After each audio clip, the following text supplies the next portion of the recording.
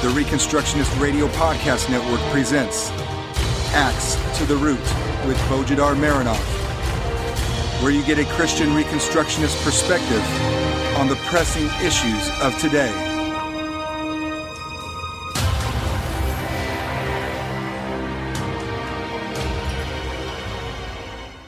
Welcome to episode 26 of Axe to the Root podcast, part of the War Room Productions.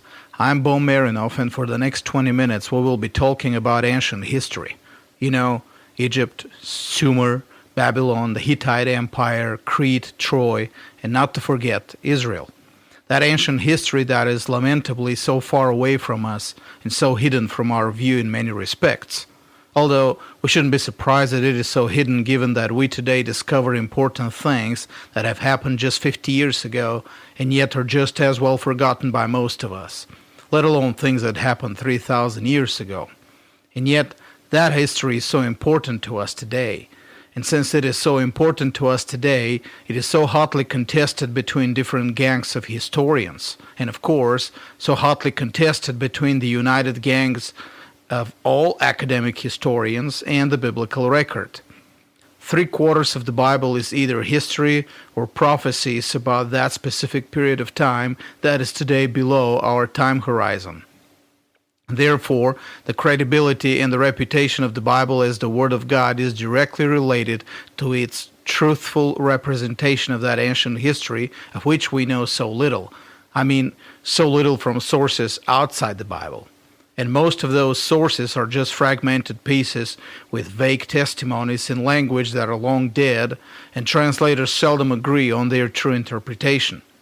If you're a Christian, this situation is just fine with you. That's what you expect, after all, that God would preserve His own word throughout His own history, which He controls absolutely with His own hand, while He will make sure to destroy all the words of mere man, except where He is pleased to leave bits and pieces of them, some for supporting His own word, some simply for entertainment, to laugh at the feeble presumption of man.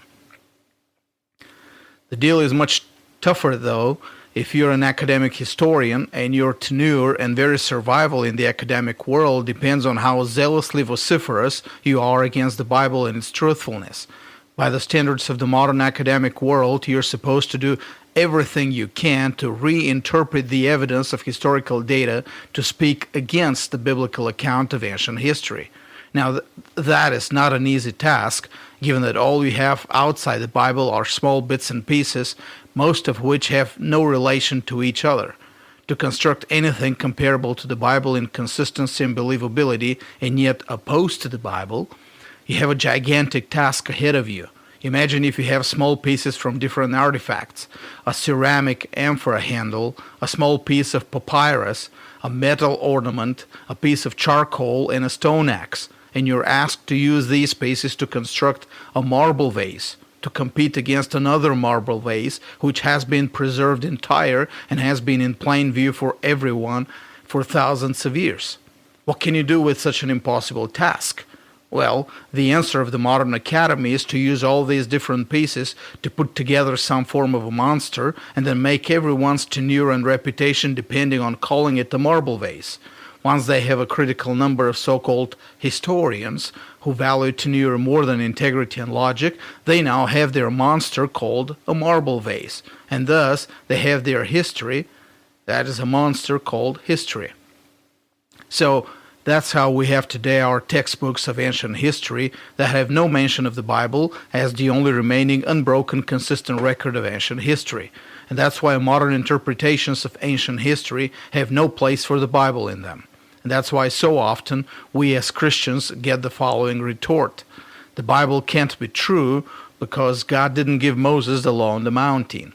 Moses just copied or compiled the law following previous patterns, just like the Code of Hammurabi, written 500 years prior.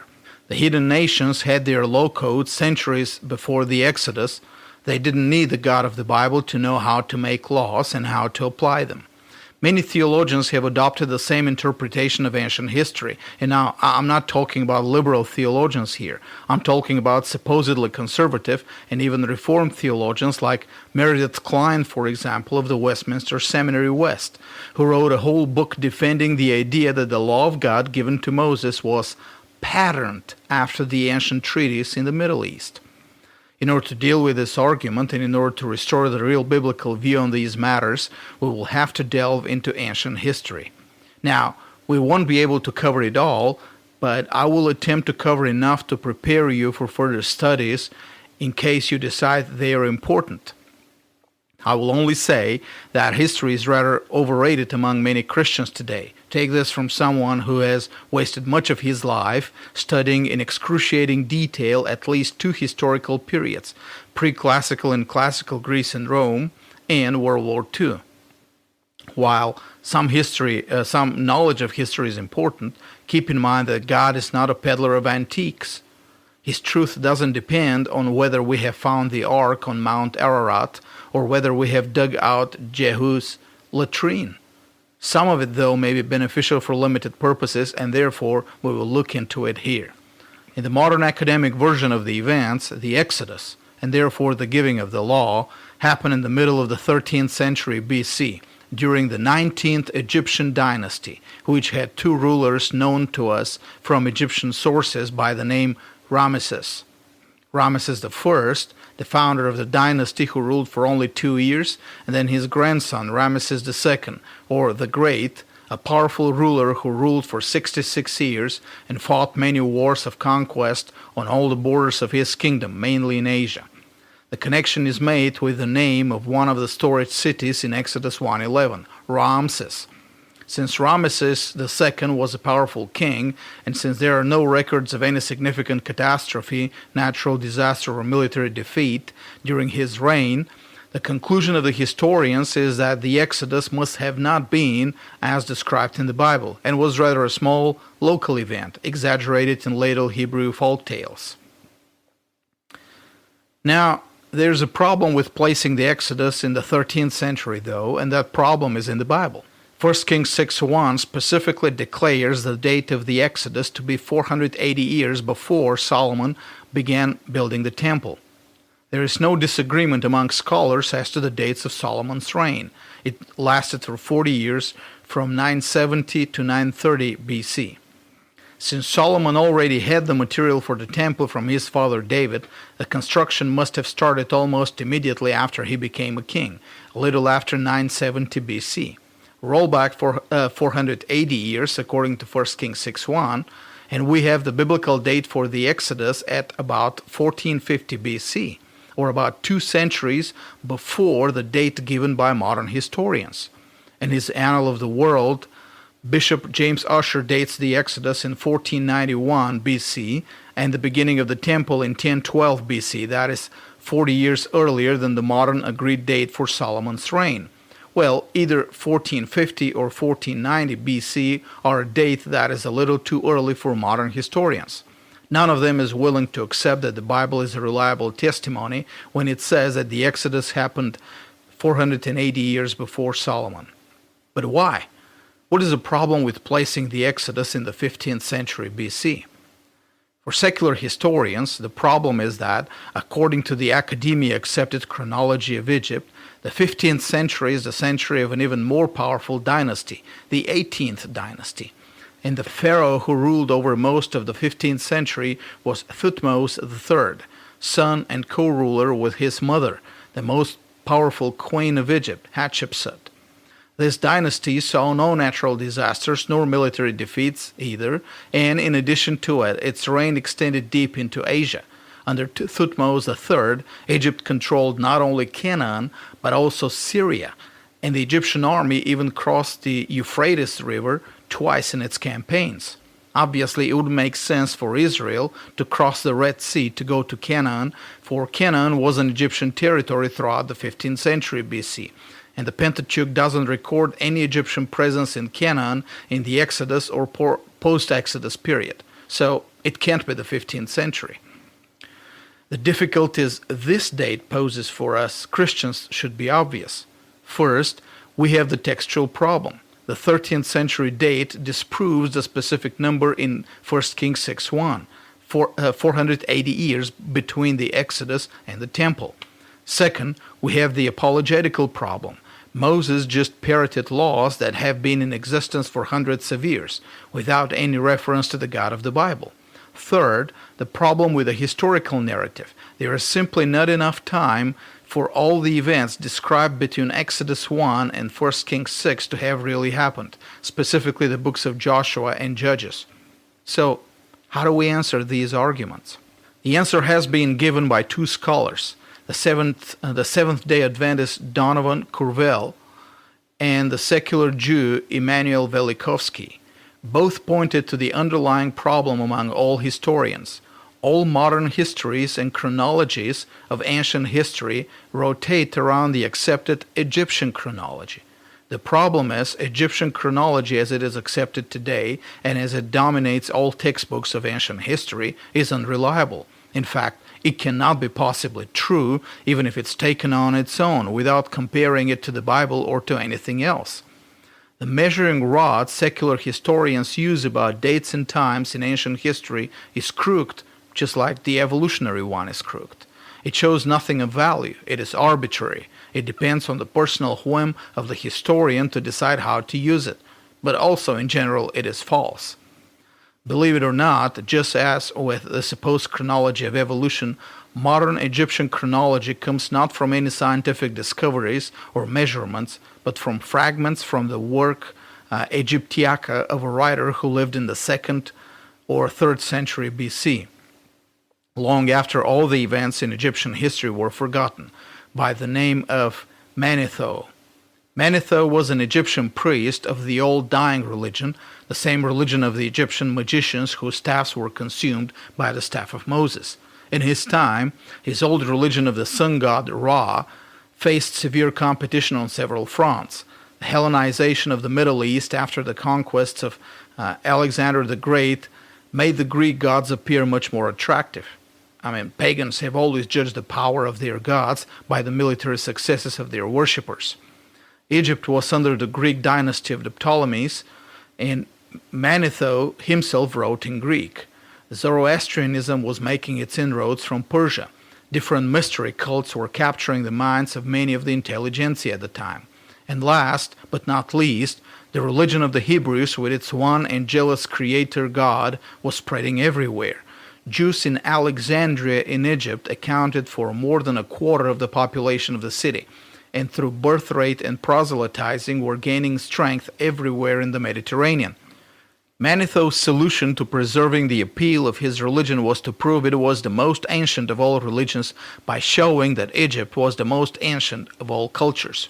Thus, he set out to compile a list of all rulers of Egypt back to the very beginning.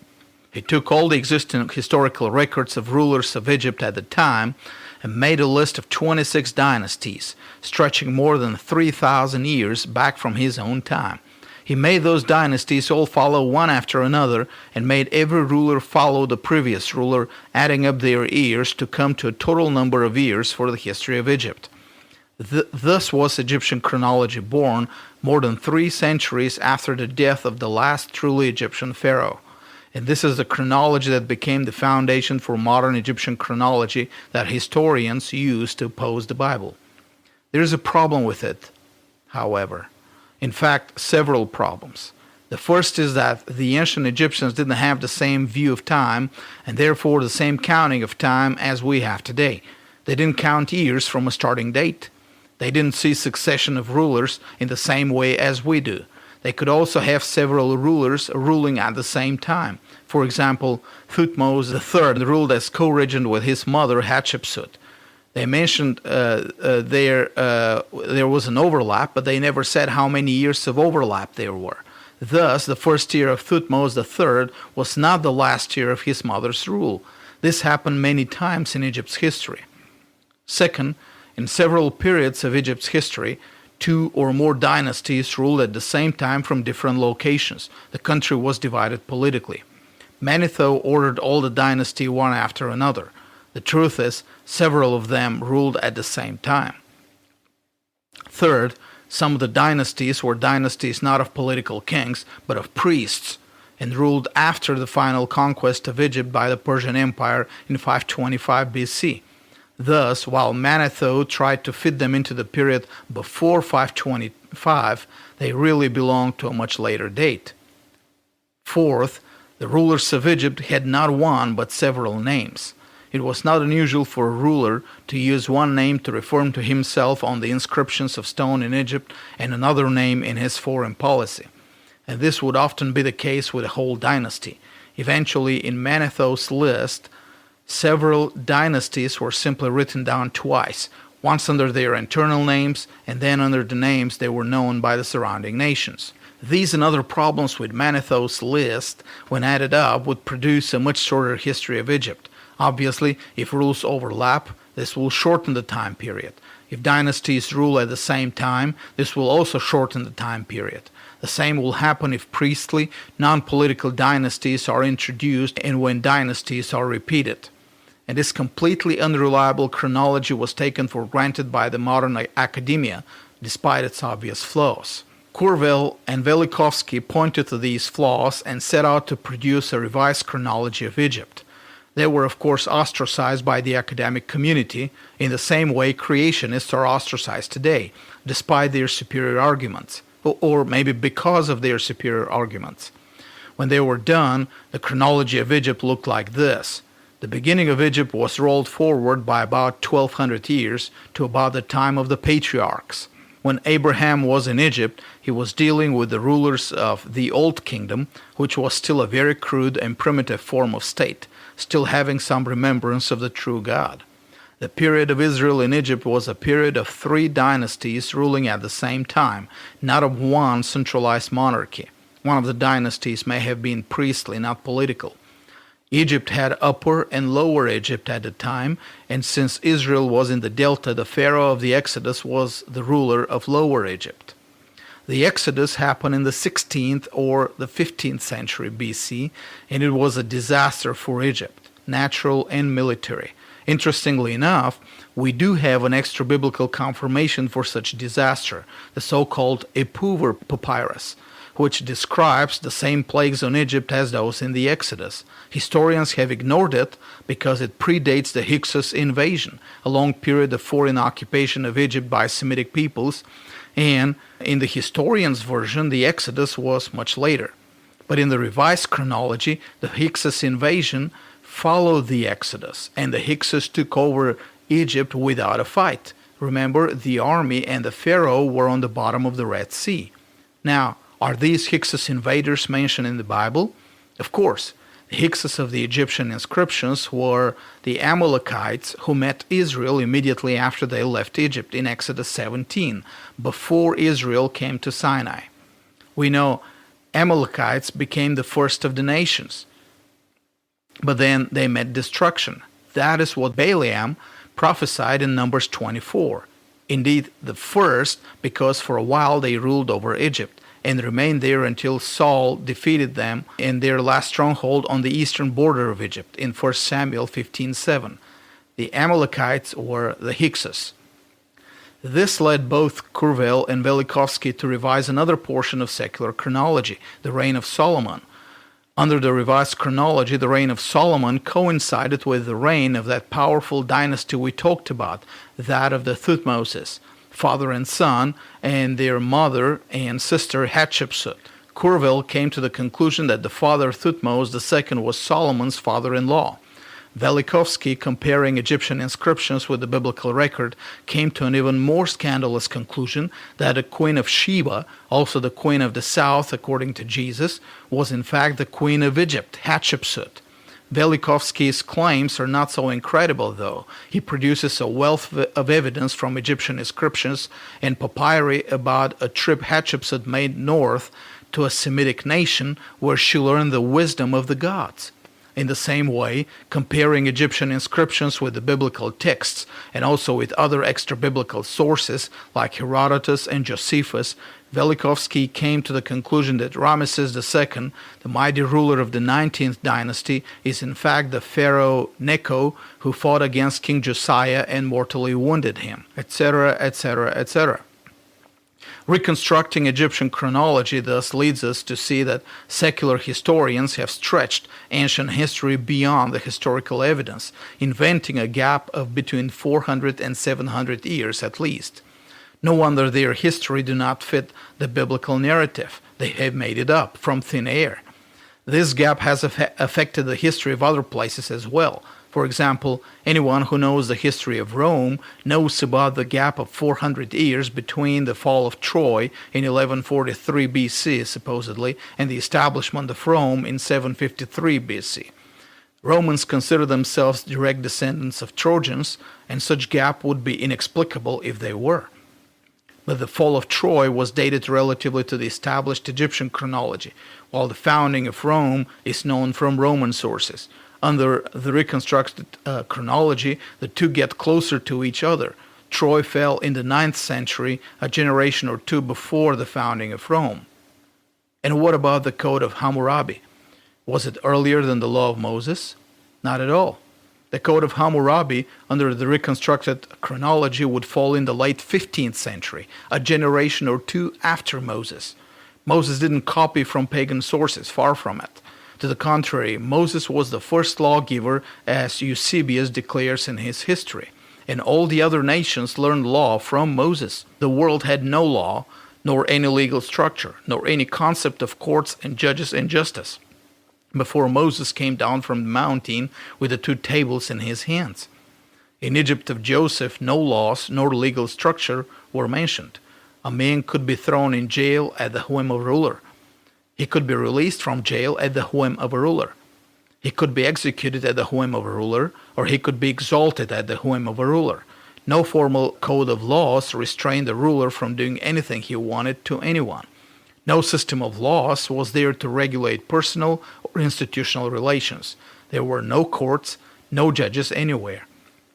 If the Hebrews wanted to settle in Egypt, they had to ask Pharaoh for permission. If they wanted to pass through Edom, they had to ask the king for permission. In the time of Abraham, the king could come and take Sarah because he liked her. There was no higher law to which Sarah or Abraham could refer to protect her. And it is here where the most important part of our history lesson comes. All the details of ancient history, all the Egypt's dynasties, all the battles and the expeditions and the city-states and the religions of the ancient world are without much importance to a covenantal study of history. What is more important for us to know is this. The world after the flood quickly degenerated into barbarism, darkness, and tyranny. Nimrod was the first human tyrant after the flood, but he was not the only one. Until Mount Sinai, the concept of formal transcendent law was unknown to the world. There were societies, but there were no civilizations in the modern sense of the word, because there was no concept of law at all. The light to the world came on that mountain where God first revealed his law, and it was then copied, or at least imperfectly imitated, by other nations. Contrary to modern historians, the emergence of civilizations didn't happen until after the 10th century, more specifically until after the reign of Solomon. The light that Moses brought down from Sinai through Solomon became a beacon for the world. 1 Kings 10:23 through 24 speaks of Solomon that he became greater than all the kings of the earth in riches and in wisdom. All the earth was seeking the presence of Solomon to hear his wisdom which God had put in his heart. All the earth. It is of that time that we have civilized activity and formal laws appearing in places not only in the Middle East, but as far as China or the Americas. In the final account, what happened on Mount Sinai and in the Exodus was a global event which through Solomon created civilization in the world. But of this we will speak in more detail in another episode. This week I will assign for reading a book and an article. The book is Immanuel Velikovsky, Ages in Chaos. You can, of course, read all of his books, but this book is central, together with another one of his books, Ramesses II and His Time. The article I will assign is The Shadow of Christ in the Legal Revolutions in Greece and Rome by Božidar Marinov. That's me. You can find it on my website, ChristendomRestored.com. It is time for us all to shake off the pagan understanding of history and adopt a biblical one. And meanwhile, don't forget my permanent appeal for help for my mission field. Eastern Europe needs a supply of books, translated and published in the local languages. We have done a lot in Bulgaria and more is needed. Meanwhile, there are translation efforts underway in other places in Eastern Europe as well, and I will share with you about them in future episodes. For now, please visit BulgarianReformation.com, subscribe to the newsletter, and donate. And God bless you. This was a Reconstructionist Radio War Room production. Axe to the Root with Bojidar Marinov. Please visit BojidarMarinov.com and ReconstructionistRadio.com/Axe to the Root.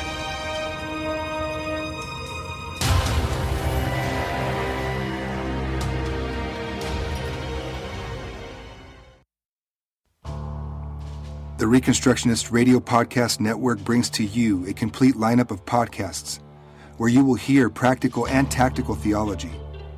Our desire is not simply that you consume our shows, but that you also live out your faith in every area of life.